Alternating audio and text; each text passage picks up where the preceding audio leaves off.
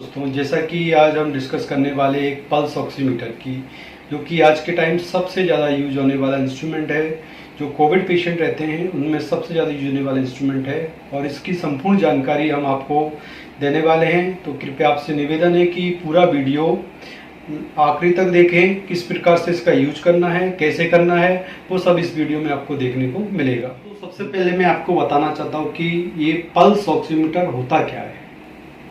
Pulse oximeter एक ऐसा instrument है जिसके द्वारा हम अपना SpO2 जो कि सेचुरेशन रहता है वो, दूसरा हार्ट रेट, इसको पल्स रेट भी बोलते हैं, इसके द्वारा दोनों चीज़ों को कंफर्म किया जाता है, कितना है उसका लेवल चेक किया जाता है। आपकी नॉर्मल इस पल्स रेट देखना है, पल्स रेट कितना होता है नॉर्मल और SpO2 कितना होता है वो मैं बताता हूँ। Normal pulse rate heart beat जो रहती है वो 68 to 72 बीट्स पर मिनट्स रहती है, ठीक है। उसके बाद अपना आता SpO2 जो कि 95 से 99 नॉर्मल रहता है। अगर SpO2 90 से बिलो जाता है या 90 जाता है तो आपको ऑक्सीजन की ज़रूरत रहती है या आपको इमरजेंसी में हॉस्पिटलाइज होने की ज़रूरत पड़ सकती है। तो इसमें सबसे पहले ही अपने देख दिया pulse rate. Pulse rate normal आपको बता दिया, अगर इससे ज़्यादा रहता है, नॉर्मल पल्स रेट 68 to 72 है, अगर इसके अलावा एक्स्ट्रा जाता है, 100 जाता है, 100 से अबव जाता है, तो उस कंडीशन में आपको मेडिकल एडवाइस की ज़रूरत पड़ती है। और SpO2 90 से कम जाता है तो इमीडिएटली आपको हॉस्पिटलाइज होने की ज़रूरत पड़ सकती है।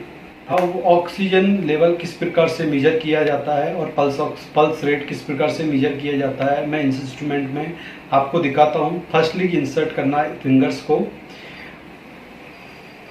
5 से 10 सेकंड बाद उसका रीडिंग आना स्टार्ट हो जाता है। ये देखिए,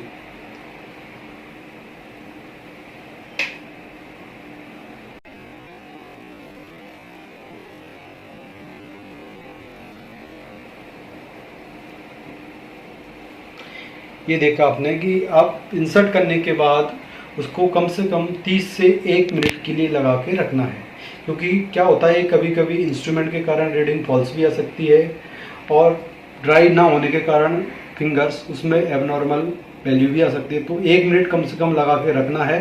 उसके बाद आपका प्रॉपर रूप से सेचुरेशन और हार्ट रेट मेजर किया जा सकता है। तो आप इसमें देख रहे हैं कि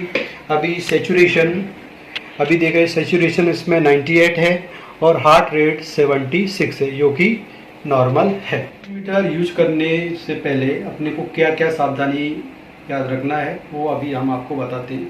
जब आप अपना हार्ट रेट सेचुरेशन चेक करते हैं उससे पहले आप अपने हाथ को प्रॉपर क्लीन करके रखना। अगर हाथ गीला है, फिंगर्स गीली है, तो उसको क्या करना है, पहले सुखाना है या वाइप करना है, उसके बाद ही पल्स ऑक्सीमीटर के अंदर इंसर्ट करना है फर्स्ट। सेकंड क्या है, अगर आप किसी ठंडे प्लेस से आए हो, कोल्ड प्लेस से आए हो, आपकी अगर फिंगर्स ठंडी है तो उसके कारण से आपका सेचुरेशन नहीं आएगा, हार्ट रेट और सेचुरेशन नहीं आएगा। तो सबसे पहले उसको क्या करना है, उसको थोड़ा रब करना है नॉर्मल टेम्परेचर पाने के बाद। उसके बाद आपको क्या करना है, पल्स ऑक्सीमीटर से चेक करना है। पल्स ऑक्सीमीटर में इंसर्ट करने से पहले फिंगर्स को क्या करना है कि सबसे पहले इम्पोर्टेंट क्या है कि जो फिंगर्स आप इंसर्ट कर रहे हो वो जो आपका नेल्स है उसके ऊपर आपका स्क्रीन का होना चाहिए, ना कि बैक साइड। जैसा कि जब यूज करते हो तो कुछ लोग क्या करते हैं, इसको पाइप्स की साइड्स में इंसर्ट कर लेते हैं, जिसके कारण से प्रॉपर रूप से और सही तरीके से रीडिंग नहीं आती है। तो सबसे सही तरीका क्या है कि जो स्क्रीन है उसको नेल्स की साइड से इंसर्ट करना है, जो फिंगर से पाँव उसके नीचे की साइड रखना है, जिससे कि प्रॉपर रूप से और टाइमली उसका रीडिंग आता है। धन्यवाद। लोगों का एक क्वेश्चन रहता है कि हमको किस उंगली में से ये पल्स ऑक्सीमीटर लगाना चाहिए जिससे कि सही रीडिंग आती है। वैसे तो सभी फिंगर्स में आप लगाओगे तो रीडिंग आएगी, लेकिन सबसे बेस्ट जो रहती है इंडेक्स फिंगर रहती है, उसमें सबसे करेक्ट रीडिंग आती है।